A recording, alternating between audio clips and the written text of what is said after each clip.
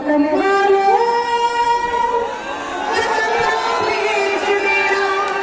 आज भी रहा है, हमारा देश भी रहा है, उसी के लिए आगे बोल रही हूँ।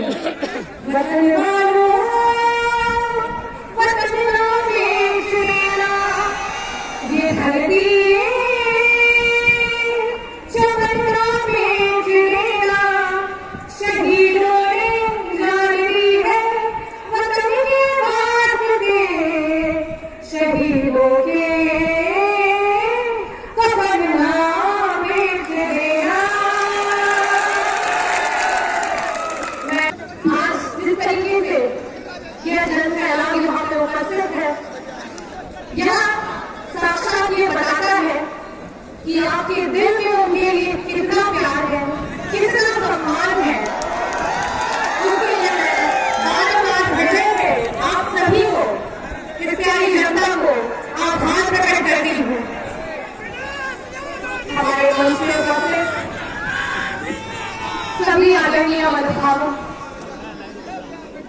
हमारे आदरणीय विधायकगण, पूर्व विधायकगण, एमएलसी, पूर्व एमएलसी, हमारे आदरणीय पूर्व सांसद, पूर्व मंत्री, समाजवादी पार्टी के हमारे वरिष्ठ नेतागण जो भी यहाँ पे उपस्थित हैं और अपना आशीर्वाद यहाँ पे प्रदान कर रहे हैं, आप सबके भी चरणों में मैं कोटि कोटि प्रणाम करती हूँ और हृदय से धन्यवाद करती हूँ।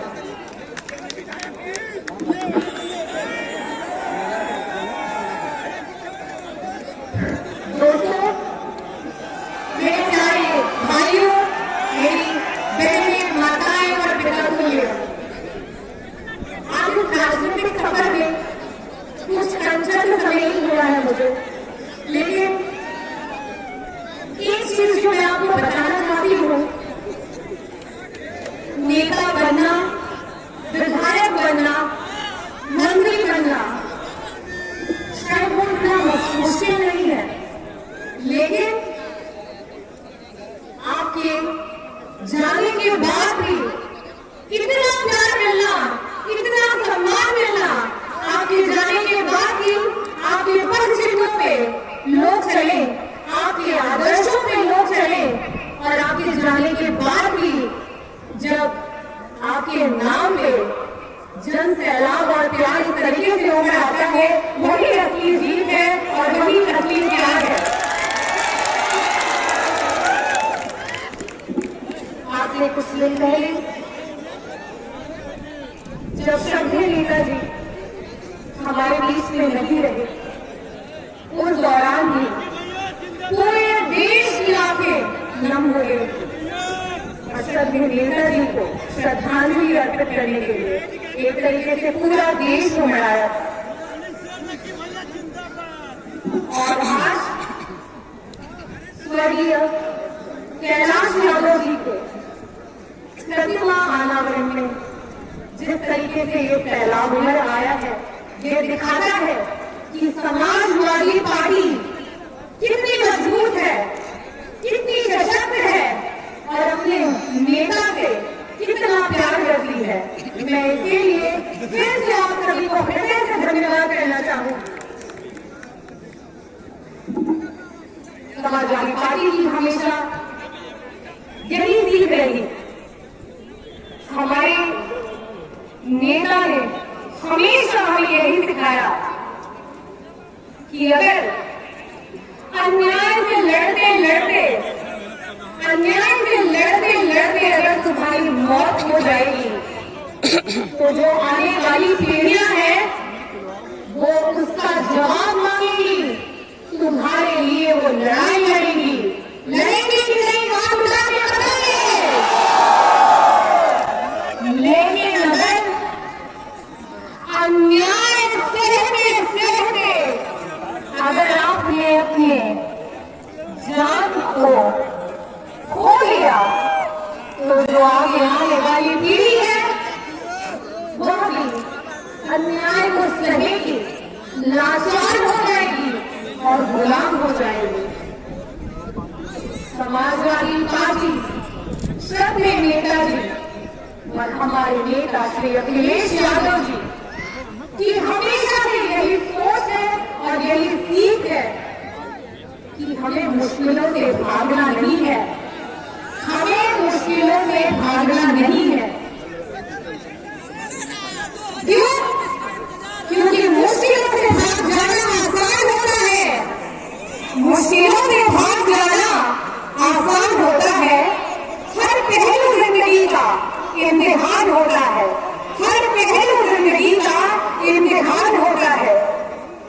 डरने वालों को मिलता नहीं कुछ जिंदगी में, डरने वालों को मिलता नहीं कुछ जिंदगी में, पर लड़ने वालों के कदमों में जहान होता है, लड़ने वालों के कदमों में जहान होता है। जो आशीर्वाद दिया है उस पे समाजवादी परिवार हमेशा खड़ा उतरेगा। हमारा समाजवादी परिवार कभी भी कठिनाइयों से घबराता नहीं है और मुंह मोड़ता नहीं है और पीछे हटता नहीं है। आपकी लड़ाई में अगर जानों की बलिदान भी देना पड़े तो हम कभी नहीं हटेंगे और आपकी लड़ाई को हम हमेशा लड़ते रहेंगे। मैं हमारे शहीदों के लिए कुछ 2 लाइनें बोलना चाहूंगी। मेरे वतन के लोगों, मैं आप लोगों के लिए कुछ 2 लाइनें बोलना चाहूंगी। वतन वालों,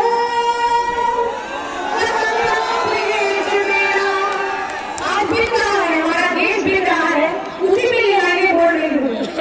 वतन वालों, वतन बेच देना, ये धरती चमकना बेच देना, शहीदों ने जान दी है वतन के वास्ते, शहीदों के कफन ना बेच देना। मैं फिर से धन्यवाद करना चाहूंगी, प्रणाम करना चाहूंगी गाजीपुर की प्यारी जनता को। लेकिन कोई बोलने वाला नहीं है, कोई आपकी आवाज उठाने वाला नहीं है।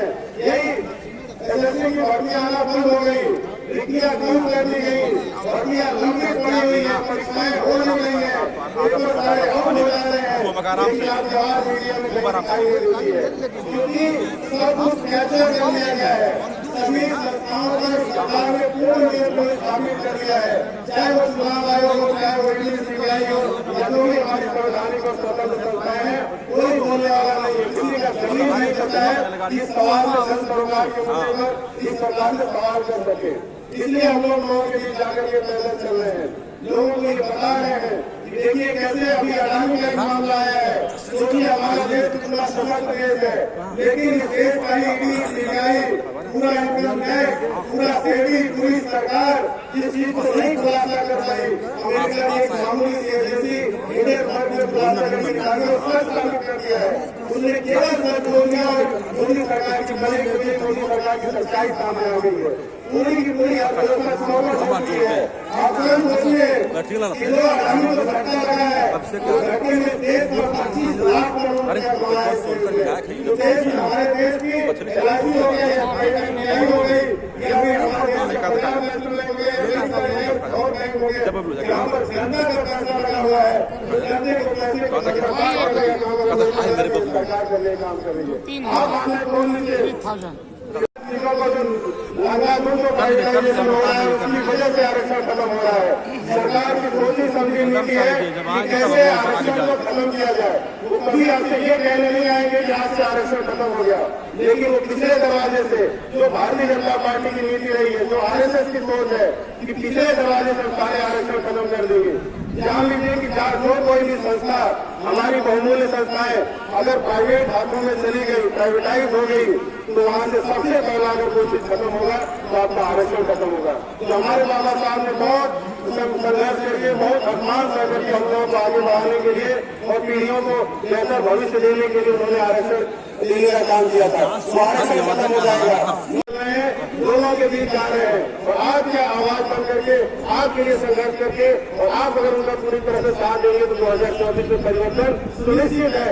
लोगों ने तय कर लिया है, लोगों ने मन बना लिया है कि इस बेईमान सरकार को, इस तानाशाह सरकार को उखाड़ देंगे और हम लोग आदरणीय अखिलेश यादव जी के नेतृत्व में इस देश को, इस प्रदेश को एक बेहतर समाज, बेहतर भविष्य दे सकेंगे, जहाँ पे दलित, पिछड़ा, अल्पसंख्यक, मुसलमान किसी को भी सबको बराबरी का भाव मिलेगा, किसी को भी अपमान नहीं सहना पड़ेगा जात के नाम पे, धर्म के नाम पर, और सभी को संसाधनों में बराबर की हिस्सेदारी मिल सकेगी। वो हम लोगों के नेता का सपना है।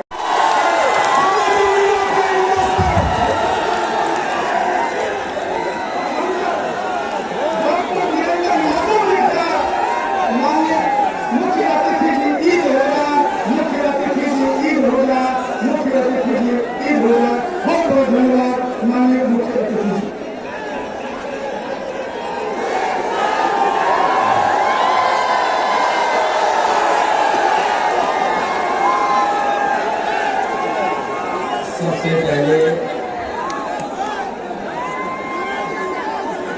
मैं यहाँ पर उपस्थित हमारे सभी सैनिकों के आदरणीय बुजुर्ग माता बहनों, नौजवान साथी, किसान भाई, आप सबका बहुत बहुत धन्यवाद और आभार प्रकट करना चाहता हूँ। मैं धन्यवाद देना चाहता हूँ विधायक वीरेंद्र यादव जी को, जिन्होंने अपने पिताजी के इस कार्यक्रम में हम सबको बुलाया है।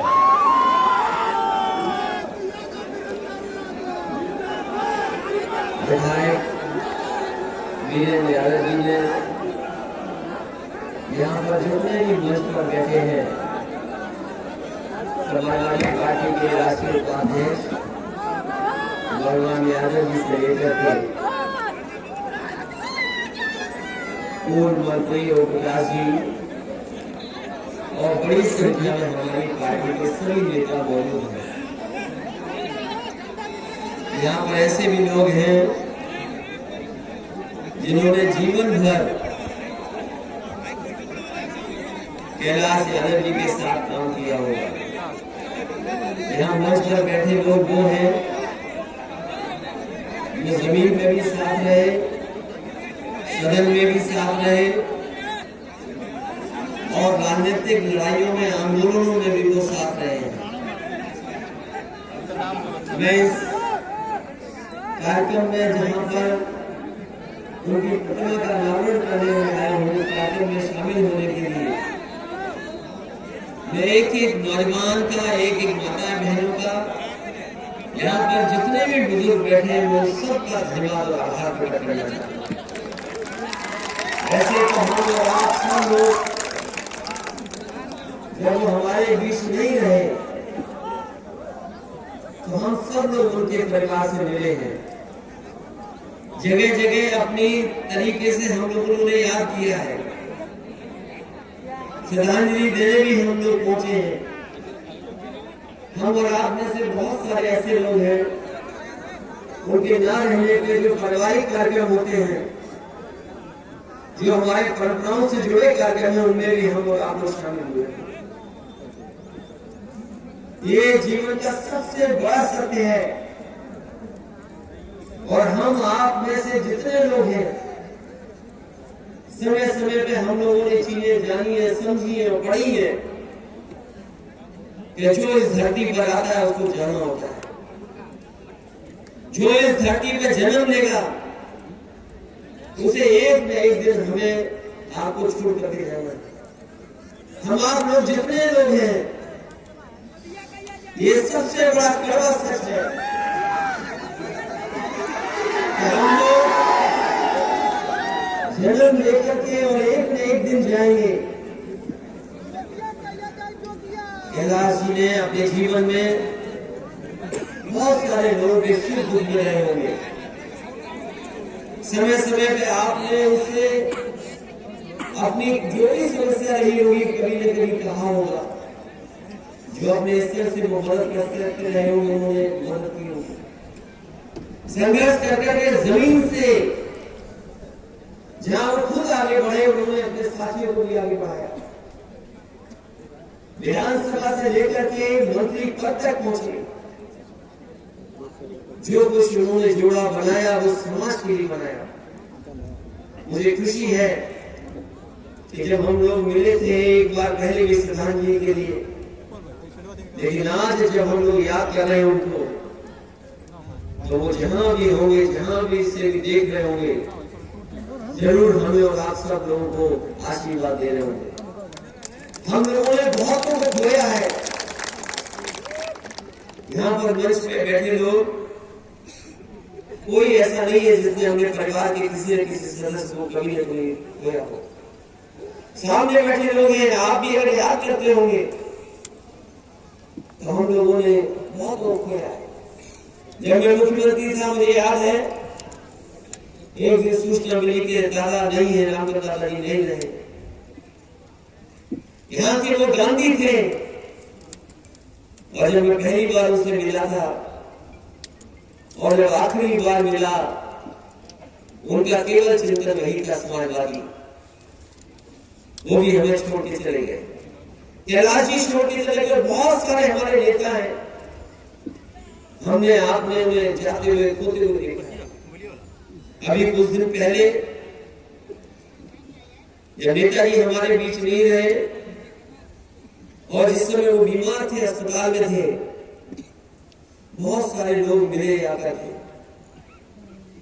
बहुत से लोगों ने न जाने कितने तरीके से दुआएं की, पूजा पाठ किया। हम लोग उनके साथ थे। बेहतर से बेहतर इलाज, अच्छी से अच्छी दवाइयां, जो कुछ कर सकते थे सब कुछ किया, लेकिन वो हमें छोड़ करके चले गए।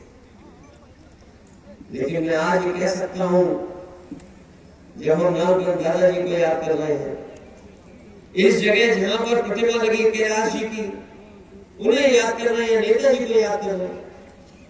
जो कुछ विकास दिया वो अलग चीज है, हमारे दुख सुख में वो शामिल है, वो अलग बात है। लेकिन मैं ये कह सकता हूं कि सबसे बड़ी विरासत में अगर कोई चीज हमें आपको सबको मिली है तो वो ये समाजवादी आंदोलन, जो सब लोग मिलकर के हम लोगों को लेके गए। और जो कभी हम लोग याद करते होंगे, वो जहां भी होंगे, जिस जगह भी रहते रहे होंगे, हमें नहीं पता कि आदमी के जाने के बाद, इंसान के जाने के बाद वो कहां चला जाता है। अलग अलग तरह के लोग जो धर्म से जुड़े हैं, परंपराओं से जुड़े हैं, उनके अपने तरीके हैं। लेकिन हम ये मानते हैं जहां भी होंगे वो हम लोगों को, समाजवादियों को कहीं ना कहीं आशीर्वाद दे रहे होंगे।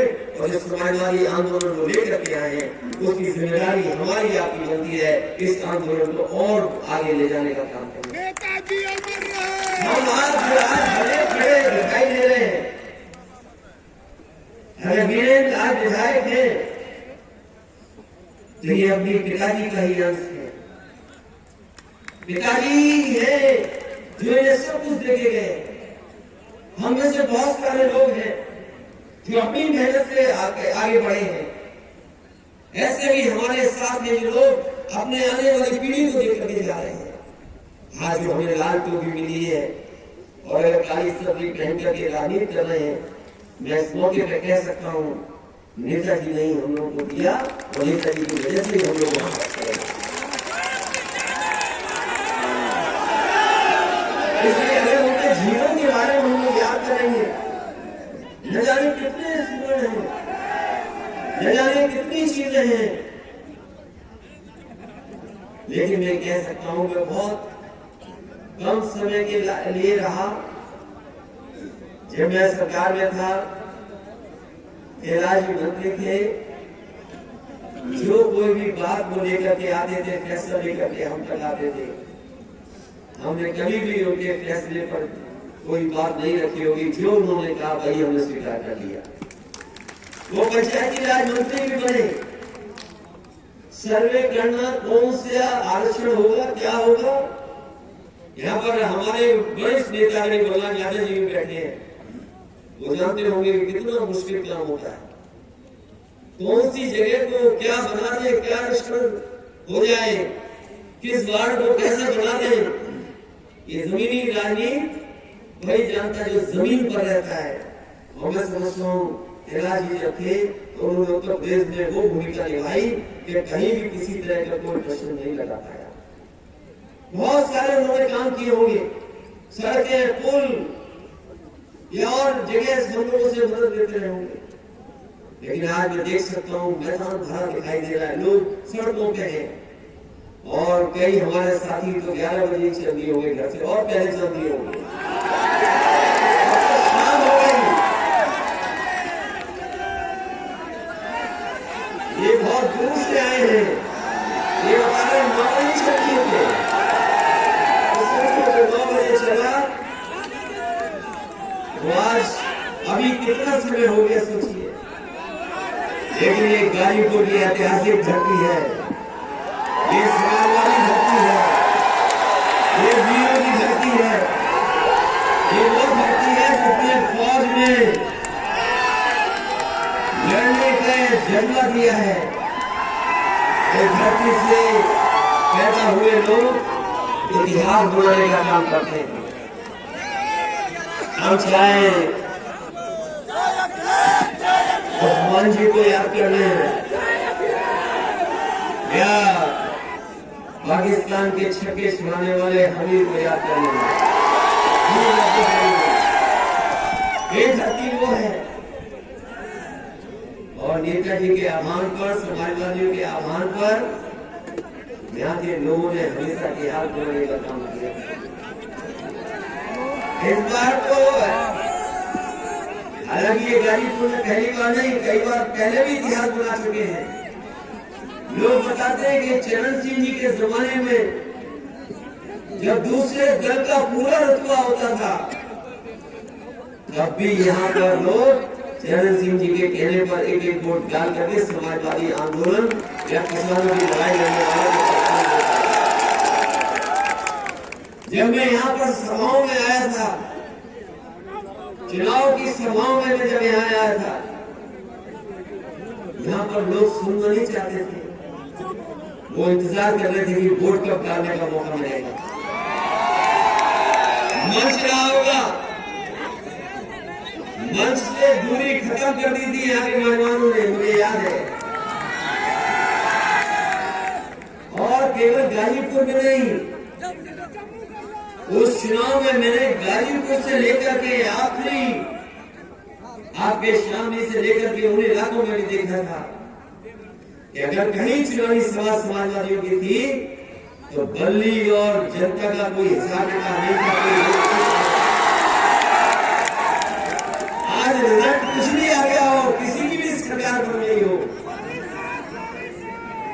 किसी की भी सरकार बन गई हो, लेकिन जनता की सरकार तो केवल समाजवादी बना सकते हैं।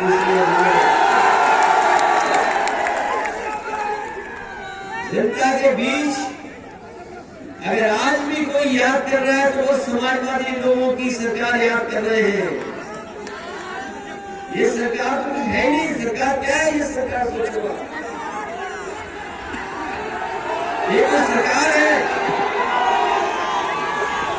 अभी दिल्ली की सरकार ने एक फैसला लिया है, हालांकि 14 तारीख जो फरवरी की होती है बड़ी अलग तारीख है। इसको मैं पीढ़ी की दूरियां मानूं, क्योंकि हमारे बुजुर्ग पूछेंगे मैं क्यों 14 तारीख की बात कर रहा हूं। ये जो 14 तारीख को भारतीय जनता पार्टी ने एक नए तरह का फैसला लिया है। हालांकि दिल्ली वालों ने लिया है, लखनऊ वाले पता नहीं मनाएंगे कि नहीं मनाएंगे। फैसला दिल्ली से हुआ है। बदला सारी जो चिट्ठी निकली वो सही है कि नकली है? जब मैंने उसको पढ़ा पहली बार कि भारतीय जनता पार्टी के लोग 14 फरवरी को कोई हक दिवस मनाना चाहते हैं। अब मुझे नहीं पता ये अंग्रेजी का शब्द है कि हिंदी का शब्द है। अगर ये अंग्रेजी का शब्द है तो इसका मतलब कुछ और है। अगर कोई कंफ्यूज हो जाएगा हिंदी को लेकर के तो इसका पूरा का पूरा गुड़ गोबर हो जाएगा। कैसे लोग हैं बताओ? ये लोग मोबाइल चलाने वाले को समझ रहे होंगे, पता नहीं ये पता नहीं कौन से ट्रेन में कहां उलझे हुए बीजेपी के लोग। इन्हें मित्रता भी करनी नहीं आती। इन बीजेपी के लोगों को मित्रता भी करनी नहीं आती। और कभी कभी हम और आप लोग अगर डॉक्टर साहब को दिखाने जाएं और डॉक्टर हमारा आपका ब्लड टेस्ट करने या कोई जानकारी करें तो कभी कभी कहते हैं कि आप में इस विटामिन की कमी है। अगर मान लीजिए कोई विटामिन की कमी है तो डॉक्टर साहब आपको उस विटामिन की गोली दे देंगे, दवा दे देंगे, इतने दिन खाइए आप, उसके बाद स्वस्थ हो जाएंगे। और हमारे गांव के लोग जरूर जानते होंगे, अगर हम आंकड़े निकलवाएं पीएससी और सीएससी अस्पताल के, क्योंकि हमने गोरखपुर का सरकार में एक सिस्टम लगवाया कि आखिरकार पीएससी और सीएससी में किस लिए लोग आते हैं। तो जब जानकारी मिली तो ये जानकारी मिली कि लोग आगे अक्सर बहुत छोटी छोटी बीमारी को लेकर के आते हैं और पीएससी सीएससी में पहुंच करके जो गरीब है गांव वाले वापस नहीं जाते जब तक उन्हें दवा न मिल जाए। हम एक व्यवस्था बनाना चाहते थे, इसलिए वो कंप्यूटर लगा करके जानकारी हासिल कर रहे थे। अगर वहां सबसे ज्यादा लोग आते थे तो लोगों को शिकायत रहती थी कि उन्हें कमजोरी की दवा चाहिए, कमजोर है वो लोग, या बुखार है उन्हें, या विटामिन ए की कमी है, बी की कमी है, सी की कमी है। लेकिन मैं देख रहा हूं भारतीय जनता पार्टी को विटामिन ए बहुत मिल रहा है, इन्हें कमी नहीं है, इन पे विटामिन ओवर हो गई है। और इसलिए मैं कह रहा हूं उनका हिसाब किताब देखोगे तो इन्होंने क्या खेला सोचिए आप। एक समय नहीं वो गलत समझ रहे, विटामिन ए मतलब उद्योगपति है। एक समय पर याद होगा आपको, इन्होंने पूरा का पूरा पैसा बंद करा दिया और कहा कि नोटबंदी होने के बाद भ्रष्टाचार खत्म हो जाएगा, काला धन वापिस आ जाएगा। वो याद कीजिए, वो समाजवादी सरकार थी और उस समय चुनाव में जहां भी हम लोग जाते थे यही बात कहते थे कि रुपया बंद होने से रुपया हमारा काला सफेद नहीं होता है, हमारा आपका लेन देन काला सफेद होता है। याद कीजिए किस समय की बात है। और आज कितने साल हो गए, बैंकों में पैसा भर गया, बैंकों में पैसा भरता चला गया और इन्होंने न जाने कैसी अर्थव्यवस्था बनाई कि कुछ उद्योगपति न जाने कितनी रफ्तार से आगे बढ़ने लगे। और मुझे लगा कि 2034 का जब चुनाव होगा तो बीजेपी कहेगी कि देखो हमारी अर्थव्यवस्था और अर्थनीति ऐसी है कि भारत का उद्योगपति भी दुनिया में नंबर 1 हो सकता है। मुझे लगा कि हो सकता है वो उद्योगपति दुनिया का नंबर 1 पहुंच जाए, क्योंकि नंबर 2 तक पहुंचने तक कोई उसे ज्यादा समय नहीं लगा। सोचो कहां भारत जो गरीब देश है, हमारे अगर आंकड़े हम देखें तो जहां पानी पीने का इंतजाम नहीं, जहां पर अभी भी पढ़ाई अच्छी नहीं, बच्चों को किताबें नहीं मिल पा रही, पर्याप्त हम लोग खाना पीना नहीं खा पा रहे, भ्रष्टाचार जहां चरम सीमा पर है, बेरोजगारी जहां चरम सीमा पर है, महंगाई का ये आलम है, कोई चीज ऐसी नहीं जो सस्ती में चीज हो। बिजली महंगी, खाद महंगी, डीएपी महंगी, हर चीज महंगी होती चली जा रही। और उसके बाद बताओ हमारे देश का उद्योगपति नंबर 2 पर, और हमें लगा कि वो नंबर 1 पर पहुंच जाएगा, और जब नंबर 1 पर पहुंच जाएगा तो बीजेपी हो सकती है उसी उद्योगपति के नाम पर हमसे आगे वोट मांगे और लोकसभा का चुनाव लड़े। लेकिन सोचो हिसाब किताब कैसा हुआ इस बार। जो 2 नंबर पे था वो पता नहीं कहां पहुंच गया, कहां पहुंच गया। मुझे तो ये लगता है कि जो 7-8 महीने सरकार के बचे, कहीं कोई ऐसा हिसाब किताब बनाए तो फिर ऊपर आ जाए। सोचिए ये सरकार की कमी है या सरकार का फायदा है। कौन सी विटामिन मिल रही है जो एक भागता जा रहा है ऊपर, वही तो होगी बात। और क्या खोजलापन था कि किसी की एक रिपोर्ट आने के बाद वो 2 नंबर से कहां चला गया। ये जो वैल्यूएशन है, जो आंकड़े हैं, आंकड़े नीचे ऊपर हुए हैं, लेकिन न जाने कितनों ने रुपया खोया है। हम और आप नहीं जानते जिन्होंने रुपया खोया होगा। हम और आप अखबार में केवल कुछ संस्थाओं का देख रहे हैं, जो सरकारी संस्थाएं हैं, LIC जिसमें हमारा आपका पैसा है। कोई परिवार ऐसा नहीं होगा या जानकारी मिला होगा जिसने LIC में कोई न कोई किस्त न दी हो। LIC हमारा आपका गरीबों का पैसा, वो पैसा लगा दिया उसमें। स्टेट बैंक ऑफ इंडिया का पैसा लग गया और बैंकों का पैसा लग गया। हम ये जानना चाहते हैं बीजेपी के लोगों से, जब सरकार इनकी बनी थी, किसी अधिकारी ने कोई फैसला लिया और उसमें बिजली विभाग के प्रोविडेंट फंड का पैसा एक प्राइवेट कंपनी में लगा दिया, DHFL में। वो DHFL कंपनी डूब गई। इन बीजेपी के लोगों को दिखाना था कि बहुत ईमानदार सरकार है। उसने उन सभी लोगों को जेल भेज दिया।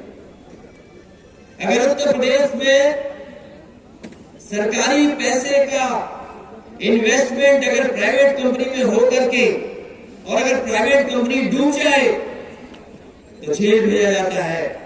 और बीजेपी के लोगों से जानना चाहते हैं, आज भारत की बैंकों का पैसा और LIC का पैसा डूबा है तो बताओ कौन जेल जाएगा।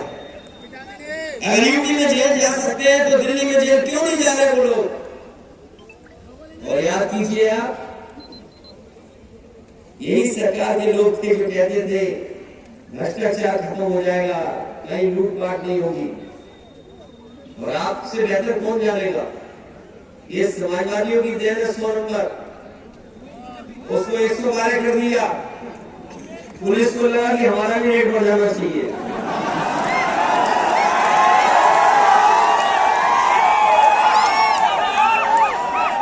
सरकार ने 100 से 112 किया, हमारी ईमानदार पुलिस को लगा कि उनका भी रेट बढ़ गया। ये है सच्चाई कि नहीं सच्चाई। हमारी आपकी सरकार होती थी, अगर कोई एक बीजेपी एक दिन नहीं बना, 2 दिन नहीं बना, तो ये हमारे अखबार के मित्र भाई लोग, हमारे अखबार के मित्र भाई लिखते थे कि देखिए कितनी नाकाम सरकार है, कितने नाकाम मुख्यमंत्री के फैसला नहीं ले पा रहे DGP बनाने का। और अगर हमने किसी को अपने DGP बना भी दिया, मान लीजिए उसकी काबिलियत के हिसाब से या उसके किसी और काम की वजह से, तो बताओ आरोप क्या लगता था कि ये समाजवादी लोग जात के आधार पर और धर्म के आधार पर फैसला लेते हैं। आज बताओ हमारे पत्रकार साथियों, जुगाड़ के DGP बैठे कि नहीं बैठे। मुझे नहीं शब्द है कि सरकारी शब्द क्या होगा उसके लिए, जो परमानेंट न हो, जिसका तख्ती पे नाम नहीं लिखा जा सकता, तो बताओ वो जुगाड़ का DGP होगा। न केवल जुगाड़ का DGP है, बल्कि चीफ सेक्रेटरी एक बार टर्म बढ़ता है, 2 बार टर्म बढ़ता है, 3 बार टर्म बढ़ेगा। और आपकी सरकार होती थी तो हर एक चीज के आरोप लग जाते थे। तो सोचिए, जो बड़े बड़े उद्योगपति बुलाए जा रहे हैं, MOU साइन हो रहे हैं, हमारे किसान भाइयों नौजवानों घबराना मत, ये MOU कुछ नहीं होते हैं। और मैं आपको सुझाव देता हूं, और इनका सच निकले तो बताना, अगर आप अच्छा सूट पहन ले, टाई लगा ले और कहीं बीजेपी के दफ्तर के बाहर अगर आप निकल गए तो हो सकता है वो आपसे भी MOU करवा ले। MOU करने के लिए आपको पैसे की जरूरत नहीं है, ड्राई क्लीन करा हुआ सूट और एक बढ़िया टाई लगा के निकलोगे आप। अगर बीजेपी वालों ने देख लिया तो आपसे भी MOU करा लेंगे। हम बीजेपी वालों से जानना चाहते हैं, और ये जनता जानना चाहती है, कम से कम पूर्वांचल की, जो इंतजार कर रहे हैं कि विकास कब होगा। क्योंकि मुझे याद है यहीं पर बीजेपी के बड़े नेता आए थे और बड़े बड़े भाषण दे रहे थे कि 2022 तक आय दोगुनी हो जाएगी। हमारे किसान भाइयों बताओ, किसी की आय दोगुनी हो गई तो बताओ। अगर आय दोगुनी हो गई हो तो बताओ, किसी फसल की आपको सही कीमत मिल गई हो तो बताओ। ये जितने बैठे हैं कहीं ना कहीं खेत है, लोगों का खेती करने वाले लोग भी हैं यहाँ, सब हैं। बताओ धान में लूट पहले हुई कि नहीं हुई और हो रही कि नहीं हो रही, बताओ हर फसल की। तो ये एमओयू कर रहे हैं बड़े बड़े उद्योगपतियों से हमें और आपको धोखा देने के लिए। पहले इन्होंने एक इन्वेस्टर मीट बुलाई थी और उस इन्वेस्टर मीट में बुला करके 5 लाख करोड़ के एमओयू किए थे उन्होंने। 5 लाख करोड़, 1-2 करोड़ नहीं, 5 लाख करोड़ के एमओयू किए थे। और अगर हम पीछे मुड़ करके देखें, हिसाब किताब लगाएं, तो अभी जमीन पे कुछ नहीं उतरा। एक बार डिफेंस एक्सपो किया इन्होंने, दुनिया की बड़ी बड़ी कंपनियां जो असले बनाती हैं, जो बड़े बड़े जो फौज को चाहिए हमारे असले, आर्म्स या किसी और तरह की टेक्नोलॉजी चाहिए, उसकी बड़ी डिफेंस एक्सपो किया था। हालांकि गाजीपुर में नहीं कहा उन्होंने कि यहाँ पर कोई टैंक बनाएंगे या गोला बनाएंगे या मिसाइल बनाएंगे। हमारे गरीब बुंदेलखंड की जनता को कहा कि आप वोट दे दीजिए, हम मिसाइल बना देंगे। वहां की गरीब जनता ने वोट दे दिया, मिसाइल आज तक नहीं बनी। मिसाइल नहीं बन पा रही वहां पर। क्या सपना दिखाया मिसाइल बनाने का, और पीछे मुड़ करके देखो तो कहीं जमीन पर कुछ नहीं उतरा। और अब सुना है कि 20 लाख करोड़ से ज्यादा के एमओयू साइन हो गए, और एक एमओयू पकड़ा गया अमेरिका की एक कंपनी जिसमें यूनिवर्सिटी एक कमरे में नहीं चल रही थी, उस पर कई हजार करोड़ का एमओयू करके आ गई मंत्री। जब वहां खर्चे विदेश जाकर के एमओयू कर दिए, तो प्रदेशों के बड़े बड़े शहरों में गए एमओयू करने, वहां भी थक गए तो जिलों में चले गए। हो सकता है गाजीपुर में भी कहीं कहीं उन्होंने मीटिंग की हो एमओयू के उद्योगपतियों की। गाजीपुर में की थी कि नहीं? साहब जी बता, वो हमारे विधायक भी बता रहे हैं कि यहाँ भी एमओयू साइन हुआ। अरे आप भी सूट वूट पहन के आते, आपका भी एमओयू हो जाता। तो सोचिए कहाँ अमेरिका, कहाँ इंग्लैंड, कहाँ यूरोप, कहाँ ब्राजील, कहाँ मैक्सिको। अगर ब्राजील जाओगे तो 24 घंटे हवाई जहाज से चलना पड़ेगा। बताओ ब्राजील से कोई यहाँ आएगा और यह गाजीपुर में इन्वेस्ट करने, कोई लॉर्ड कॉर्नवालिस तो है नहीं कि यहाँ पर कोई राज चल रहा हो देशों का। वो अलग बात है कहां से आए और कहां पर उन्हें आखिरी वक्त गुजारना पड़ा, और कैसे इन्वेस्टमेंट कार्ड आएगा। अभी मैं बलिया के एक व्यापारी परिवार से मिलकर आया हूँ। ये नई तरह का व्यापार चला रहे बीजेपी के लोग। इनके यहाँ बैंकों से नहीं मिल रहा है पैसा, तो सूद हो रहे बीजेपी के, पता नहीं कहां से पैसा लेकर के आते हैं, वो बांट रहे हैं लोगों को। और इतना बांट रहे, इतना वसूल रहे हैं कि अगर कोई एक बार ले ले तो वो वापस अपने जीवन में नहीं कर सकता। इतना इंटरेस्ट वसूल रहे हैं।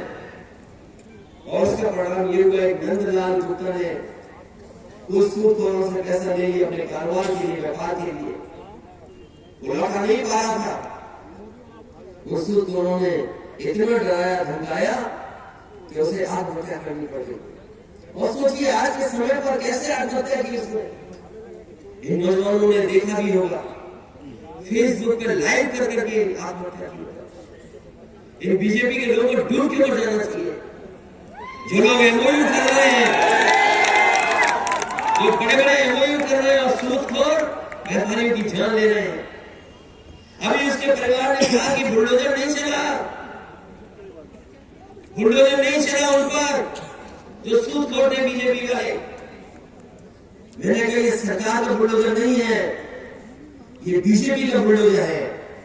ये बीजेपी का बुलडोजर बीजेपी वालों पे नहीं चलता है, ये दूसरों पे चलता है बुलडोजर।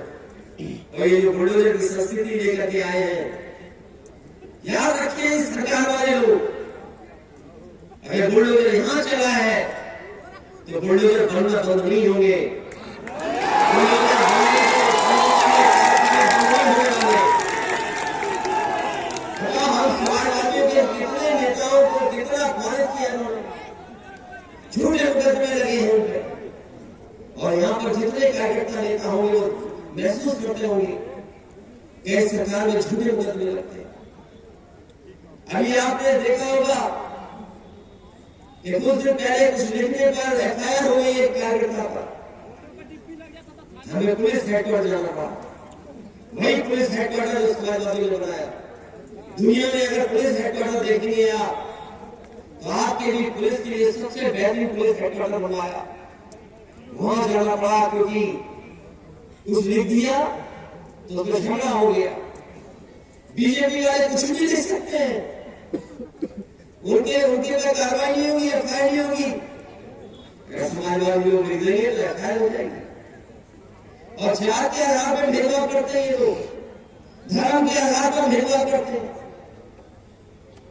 ये जात के आधार पर, धर्म के आधार पर भेदभाव हमें लोकतंत्र में और संविधान में कहीं ऐसा नहीं है कि जात और धर्म के आधार पर हम भेदभाव करें। लेकिन भारतीय जनता पार्टी के लोग और इनकी सरकार में बैठे लोग लगातार इसी तरह का भेदभाव कर रहे हैं। अभी कुछ सवाल खड़े हो गए, कहीं से सवाल ऐसा खड़ा हुआ जिसका जवाब बीजेपी के पास नहीं है। इसलिए मैंने कहा कि हम जनता के सामने इस सवाल करेंगे बीजेपी से, हम सदन में जाकर के पूछेंगे उनसे, क्योंकि जो हमारे मुख्यमंत्री है केवल संविधान की शपथ नहीं लेकर के बैठे हैं, वो किसी मठ से भी आए और मठ को इसलिए आए क्योंकि उनके परिवार के लोग पहले मठ में थे। अगर उनके परिवार के लोग मठ में नहीं होते तो शायद मठ में नहीं पहुंच पाते। उन्हें हमारा और आपका परिवारवाद तो दिखता है, लेकिन उन्हें अपना परिवारवाद नहीं दिखाई देता है। उन्हें अपना परिवारवाद नहीं दिखाई दे रहा है। और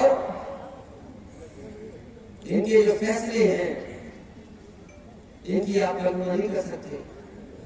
यही पूर्वांचल के लिए कहते थे एक्सप्रेस वे के लिए कि ये भ्रष्टाचार वाला पूर्वांचल एक्सप्रेस वे है। याद है कि नहीं याद है? इस हाईवे को कहते थे ये समाजवादियों ने लूट की है। अरे कभी लूट देखनी हो तो बुंदेलखंड एक्सप्रेस वे की देख लेना, क्या लूट की है। प्रधानमंत्री जी ने उद्घाटन किया, बारिश कर दी, गड्ढे गड्ढे हो गए, पूरा एक्सप्रेस वे ढह गया। बुंदेलखंड का एक्सप्रेस वे, इसकी जो कीमत है उससे ज्यादा कीमत लगा दी वहां पर। हमें दुख है इस बात का। अभी मैं जाते हुए देखता हुआ गया और आते हुए देखते आया हूं, हमारे पूर्वांचल एक्सप्रेस वे पर कोई ज्यादा ट्रैफिक नहीं दिखाई दे रहा, गाड़ियां नहीं चल पा रही और उतने भी लोग नहीं चल पा रहे जितने समाजवादी लोग रखते समय चल लिए थे। मुझे याद है जब हम लोगों ने शुरुआत की थी इसी हैदरिया और पखनपुरा के पास, जहां पर ये हाईवे खत्म हो जाता है। बताओ अगर 1 इंच भी बीजेपी ने आगे बढ़ाया हो तो बता दो आप, अगर 1 इंच बढ़ाया हो तो बताओ आप उसके आगे। मैंने उस समय जिलाधिकारी से पूछा एक दिन कि बताओ ये हैदरिया पखनपुरा से आगे जा रहा है कि नहीं जा रहा एक्सप्रेस वे? बोले हमें पता ही नहीं है, सरकार को सोच ही नहीं रही। और ये इसलिए मैंने छोड़ दिया था मैंने कई बार प्रेस में कहा, सदन में कहा, मैं आज खुद कहता हूं, मैंने इसलिए छोड़ दिया था क्योंकि ये एनओसी नहीं देते हमें। अगर हम इस सड़क को और आगे बढ़ा करके ले जाते तो एनएचआई का ये कानून है कि 10-15 किलोमीटर के अंदर कोई टोल सड़क नहीं हो सकती। इसलिए मैं जानता था कि ये एनओसी नहीं देंगे, और अगर एनओसी नहीं देते तो शायद ये एक्सप्रेसवे नहीं बन पाता। इसलिए मैंने 15-20 किलोमीटर छोड़ दिया, आगे नहीं छोड़ा जा सकता, और उसके कारण ये सड़क बनकर के तैयार हो गई। और ये सड़क इसलिए बना रहे थे, ये केवल चलने के लिए नहीं थी, शहर को जोड़ने के लिए नहीं थी, इसके आसपास हम मंडी बनाना चाहते थे। आप हमारा घोषणा पत्र उठा करके देखिए, इसके आसपास मंडी बन रही थी, और इसके आसपास हम अपने नौजवानों के लिए ट्रेनिंग इंस्टीट्यूट बनाते, एक साल की ट्रेनिंग पाते और कहीं न कहीं उन्हें रोजगार नौकरी मिल जाती। हमारा अधूरा सपना वही रह गया, हम लोग नहीं बना पाए। लेकिन दुर्भाग्य देखो, जिन्हें सरकार में मौका मिल गया, एक बार नहीं दूसरी बार, वो नहीं बनाए, सड़क को आगे नहीं ले जा रहे, आगे नहीं ले जा रहे हैं। और मैं आज इस मन से खड़ा होकर कह सकता हूं, अगर समाजवादियों ने वो सड़क न बनाई होती है तो शायद देश के प्रधानमंत्री उस सड़क पर कभी अपना हवाई जहाज नहीं उतार सकते। अगर किसी कारण उनका हवाई जहाज उतरा है तो वो समाजवादियों की देन है और समाजवादियों की सोच है, इसी वजह से हवाई जहाज सड़क पर उतर गया था। ये सड़क केवल जोड़ने के लिए नहीं थी, अपने गरीब किसानों को खुशहाली के लिए थी, और किसी ने सड़क नहीं मांगी थी। इस सड़क को हम लोग सबसे बेहतरीन बना रहे थे, हमारे बाबा मुख्यमंत्री इसका डिवाइडर छोटा कर दिया। ये डिवाइडर 10 मीटर 12 मीटर होना था, ये डिवाइडर कम कर दिया। और बीजेपी का सबसे प्रिय काम शौचालय बनाने वाला, हालांकि यहाँ तो सब जगह नाम लिख दिया, लेकिन इसके आगे जोड़ने वाली जो सड़क के आगे लखनऊ एक्सप्रेस वे, आप देखो, ये उद्घाटन किया तो हमारे मंत्री लोग बैठे हैं, उस समय ये मंत्री थे।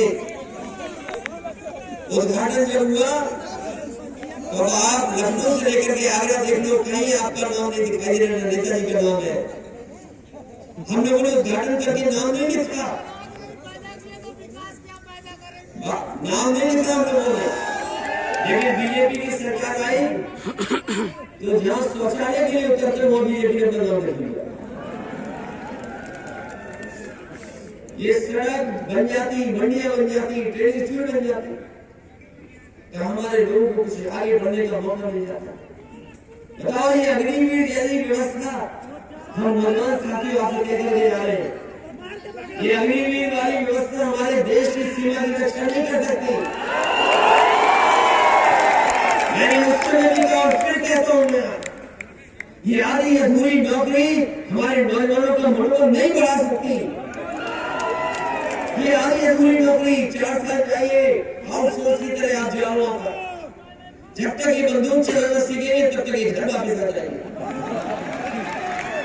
आजकल जो मशीनें, जो टैंक है, आप में से कुछ लोग रिटायर होकर के आए हुए फौज से, एक टैंक को चलाने में 8 साल 10 साल लगते हैं।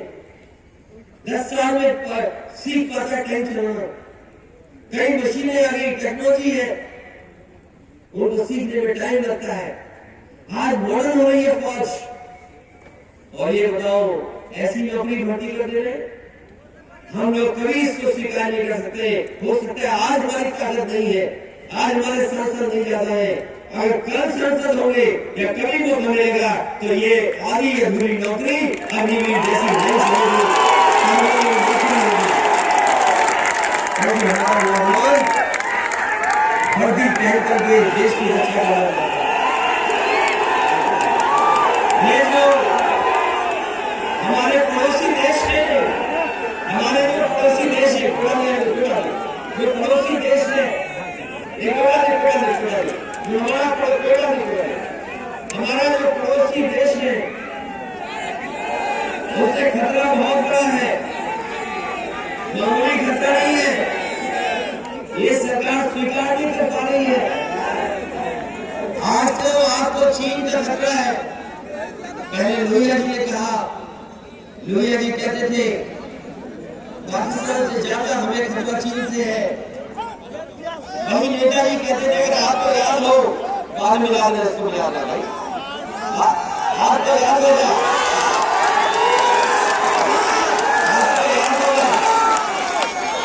राम और लोहिया कहते थे ये चीन से हमें बड़ा खतरा है।